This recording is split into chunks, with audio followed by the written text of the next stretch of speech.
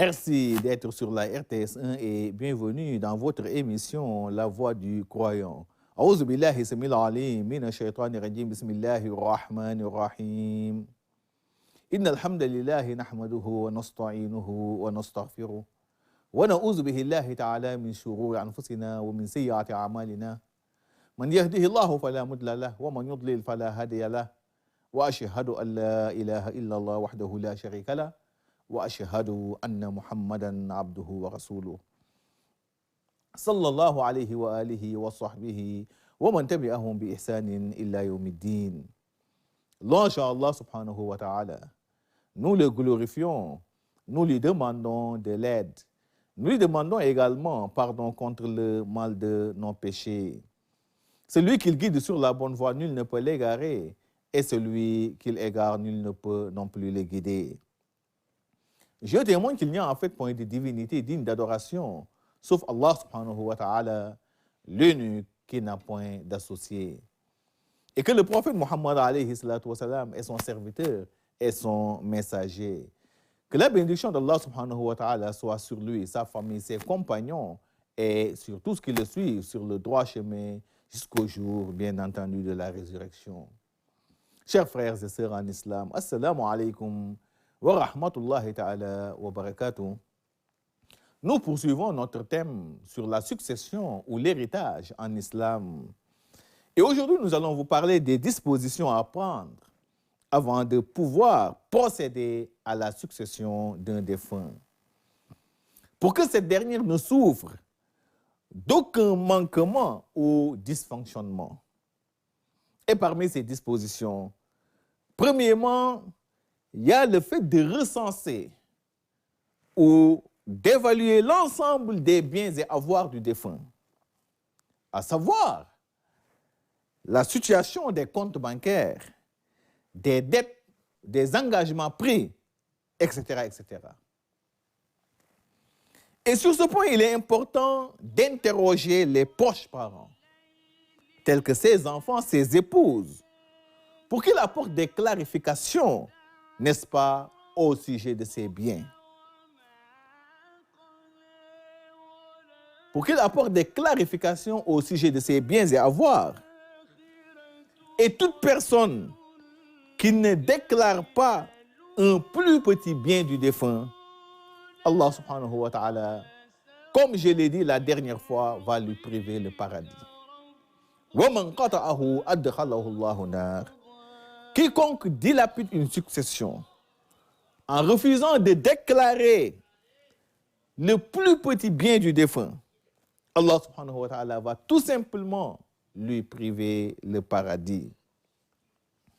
Deuxièmement, sur les dispositions à prendre, de réunir l'ensemble des héritiers ou de leurs représentants sans exclure personne pour qu'il n'y ait pas, n'est-ce pas, de contestation après la succession. Donc, il faut réunir tout le monde, informer tout le monde avant de pouvoir procéder à la succession, n'est-ce pas, du défunt. Troisièmement, établir un PV. Objectif qui sera multiplié et distribué à chacun des héritiers pour servir et faire valoir ce que de droit. 4. De procéder à la succession du défunt le plus rapidement possible.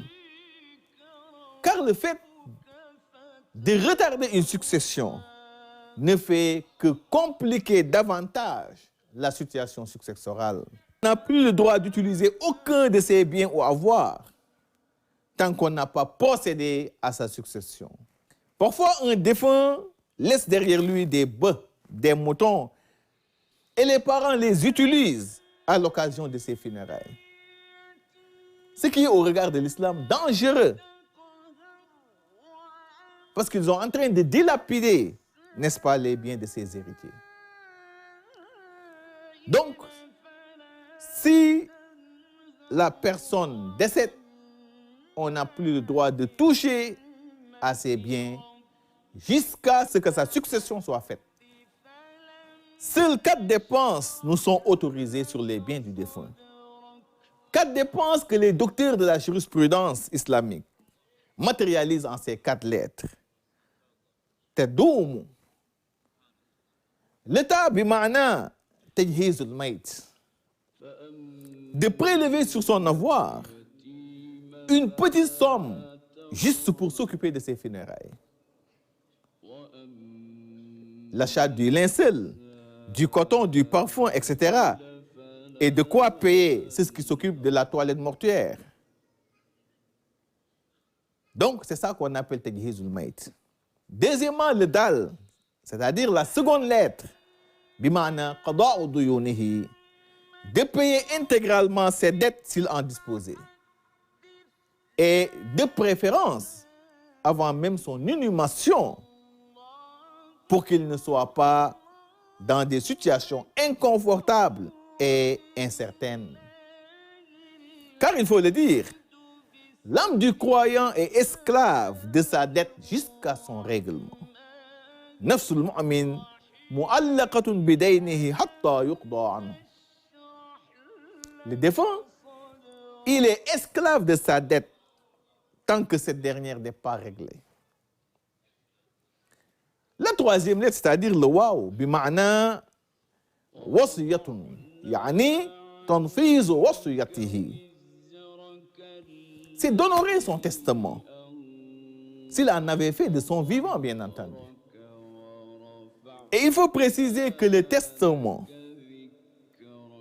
est à exécuter sous 2 conditions. Premièrement, qu'il ne dépasse pas le tiers de ses avoirs, ou qu'il ne dépasse pas le tiers des avoirs du défunt. S'il le dépasse, on ne va point l'exécuter. Deuxièmement, qu'il ne soit pas destiné, que le testament ne soit pas destiné à un quelconque héritier. S'il est destiné à un héritier, on ne va pas non plus l'exécuter. Car, fala wasiyata lil warith. L'héritier n'a pas droit, n'est-ce pas, au testament. La troisième lettre, c'est-à-dire le mim, bima'na al-mirath. C'est-à-dire de partager le reste des avoirs à ses héritiers. Autrement dit, de procéder à la succession du défunt, selon les règles établies par la législation islamique. Donc voilà les 4 éventuelles dépenses qu'on peut faire sur les avoirs du défunt. Maintenant, si un défunt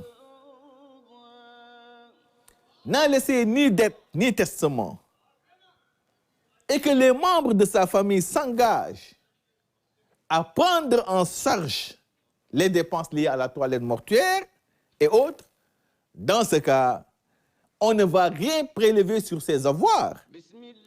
Tout sera réservé et partagé à l'ensemble de ses héritiers. Pour dire que si la personne rend l'âme, on n'a plus le droit, n'est-ce pas, d'utiliser ses biens jusqu'à ce que sa succession soit établie. Chers frères et sœurs en islam, maintenant pour les catégories de personnes qui vont bénéficier de la succession du défunt. Chers frères en islam, 17 catégories de personnes sont ciblées par la charia pour bénéficier de la succession du défunt. 10 du côté des hommes et 7 du côté des femmes. Du côté des hommes, c'est-à-dire al-warithuna min ar-rijal. Et enfin, l'affranchisseuses. Donc, 10 du côté des hommes et 7 du côté des femmes. Voilà donc les 17 catégories de personnes ciblées par la législation islamique pour pouvoir bénéficier, n'est-ce pas, de la succession d'un défunt. Mais il est important de préciser que la succession se fera par degré de proximité parentale par rapport au défunt. Autrement dit, les plus proches du défunt baisser, si vous voulez, la part légale d'un héritier. ou changer même la quantité de asaba en celle d'un héritier, n'est-ce pas, à part légale et réciproquement. Exemple, le fils, le petit-fils et les arrière-petits-fils. Ces trois catégories-là, elles portent la part de l'époux de la moitié des avoirs au quart. C'est un exemple typique d'une élimination qui fait baisser la part légale d'un héritier ou changer même la quantité de asaba en celle d'un héritier à part légale et réciproquement.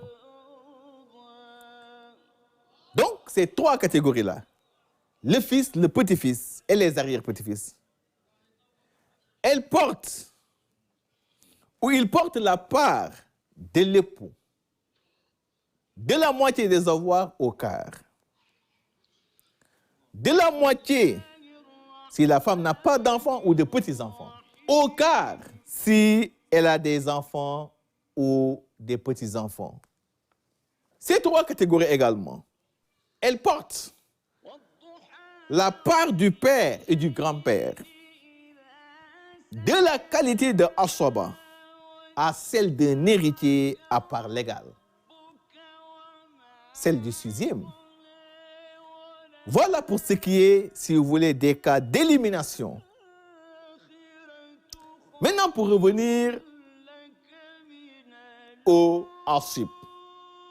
Al-asib, في الاصطلاح من يحوز كل المال عند انفراده أو ما أبقت الفرائض إن كانت ويحرم إن لم تبقي الفرائض شيئا من تركه. L'asib est celui qui, se trouvant seul héritier, prend la totalité de la succession pour lui, ou se trouvant avec d'autres héritiers, prend la fraction demeurant vacante, après bien entendu la distribution des parts légales. Il lui arrive d'être privé d'héritage si les parts légales ont absorbé, si vous voulez, la totalité de la succession. C'est ce que nous dit le prophète Muhammad sallallahu alayhi wa sallam. Alhiqu al-fara'ida bi ahliha, fama baqiya fa'awla rajulin dhakar.